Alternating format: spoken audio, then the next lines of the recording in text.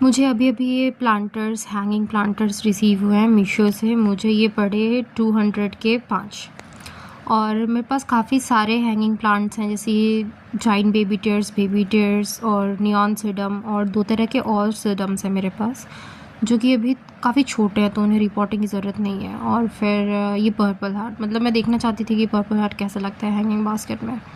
और जब मैंने इन प्लांट्स को उनके प्लांटर से निकाला तो मैंने देखा कि इसके रूट्स जो है ज़्यादा डेप्थ में गए ही नहीं हैं, मतलब इन्हें ज़्यादा डेप्थ की ज़रूरत ही नहीं है। इनका प्लांटर मतलब 4 इंच तक का भी अगर डेप्थ रहता है तो इन्हें चल जाता है।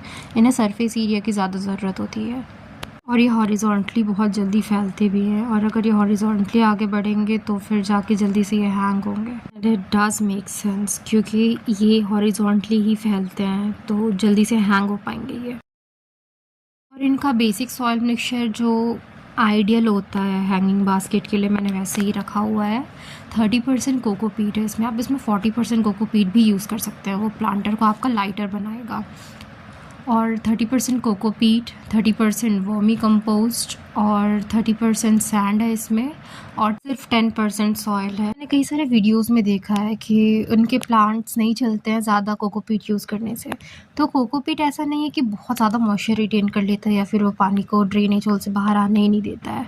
मतलब आप अगर कम्प्लीटली ड्राई होने दें, वेट करें, आपका सॉइल जब पूरी तरह से सूख जाएगा तभी उस पर आप नेक्स्ट वाटरिंग करें तो आपका प्लांट डैमेज नहीं होगा। और ये सब मैं बाहर रखने वाली हूँ, मींस मॉर्निंग सनलाइट पड़ेगी इन पे। तो बेसिकली अगर आप इंडोर रख रहे हैं किसी भी प्लांट को, कोई सा भी प्लांट हो जो अगर इंडोर है, उसको डायरेक्ट सनलाइट नहीं पड़ती है तो उसमें आप ज़्यादा कोकोपीट यूज़ ना ही करें। मतलब मेरा सजेशन तो यही रहेगा, क्योंकि मिट्टी जल्दी से सूखेगी नहीं। अगर काफ़ी ब्राइट लाइट पड़ रही है, भले ही इनडायरेक्ट हो, तो भी चांसेस रहते हैं कि मिट्टी सूख जाए। बट मैं तो बोलूँगी कि अवॉइड ही करें इंडोर प्लांट्स में कोकोपीट का परसेंटेज ज़्यादा रखने का।